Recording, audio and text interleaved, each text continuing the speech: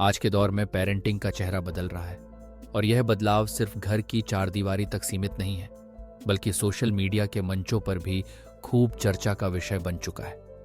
हाल ही में TV actress Gautami Kapoor का एक बयान वायरल हुआ, जिसमें उन्होंने अपनी 16 वर्षीय बेटी को उसके जन्मदिन पर वाइब्रेटर गिफ्ट करने की बात को फेमिनिस्ट पेरेंटिंग के तौर पर पेश किया।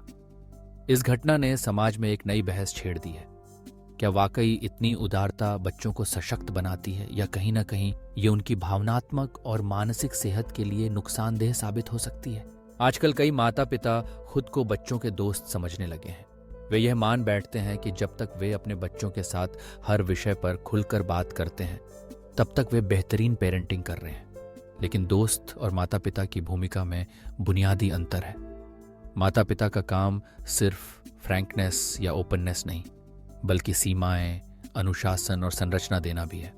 एक हालिया ट्रेंड के मुताबिक ओवर परमिसिव पेरेंटिंग यानी अति उदार पेरेंटिंग बच्चों को जरूरत से ज्यादा आजादी देती है, लेकिन उन्हें सही दिशा, मूल्य और जिम्मेदारियों की समझ नहीं दे पाती। विशेषज्ञों और रिसर्च के अनुसार ओवर परमिसिव पेरेंटिंग का असर बच्चों की पर्सनैलिटी, डिसीजन मेकिंग और इमोशनल हेल्थ पर गहरा पड़ता है। ऐसे बच्चे आत्मनियंत्रण की कमी, जल्द चिढ़ने, जिम्मेदारियों से भागने और अव्यवस्थित जोखिम लेने की प्रवृत्ति विकसित कर सकते हैं। इंडियन गवर्नमेंट की स्टडीज बताती हैं कि ऐसे माहौल में पले बढ़े बच्चे सही गलत के बीच फर्क नहीं समझ पाते। उनका निर्णय लेने की क्षमता कमजोर हो जाती है और वे इम्पल्सिव व्यवहार करने लगते हैं। ड्रग्स, अल्कोहल और अन्य जोखिमपूर्ण गतिविधियों की ओर उनका झुकाव अधिक हो जाता है। यह सोच कि घर में ही बच्चों को हर चीज का एक्सपोजर दे देना सुरक्षित है, एक खतरनाक भ्रम है। साइकोलॉजिकल स्टडीज के मुताबिक किशोरावस्था में बच्चों का ब्रेन पूरी तरह विकसित नहीं होता। फ्रंटल लोब, हिपोकैम्पस और एमिगडाला ये हिस्से अभी ग्रोथ की प्रक्रिया में होते हैं। अगर इसी समय बच्चों का सामना अल्कोहल, पोर्न या सेक्सुअल स्टिमुलेंट से होता है, तो उनके ब्रेन एरिया सही तरह से विकसित नहीं हो पाते। नतीजा ये होता है कि जीवन भर डिसीजन मेकिंग, मेमोरी और इमोशनल कंट्रोल में कमजोरी रह जाती है। पश्चिमी देशों में ये मॉडल बुरी तरह फेल हो चुका है। ऑस्ट्रेलिया में जब माता पिता ने बच्चों को शराब देना शुरू किया, तो वहां वायलेंस, बिंज ड्रिंकिंग और रिस्की सेक्सुअल बिहेवियर के मामले बढ़ गए। माता पिता सोचते थे कि सुपरवाइज्ड एक्सपोजर से बच्चा सुरक्षित रहेगा, लेकिन स्टडीज बताती हैं कि इससे बच्चों के मन में इन चीजों को नॉर्मल करने का भ्रम पैदा होता है और नुकसान बढ़ता है।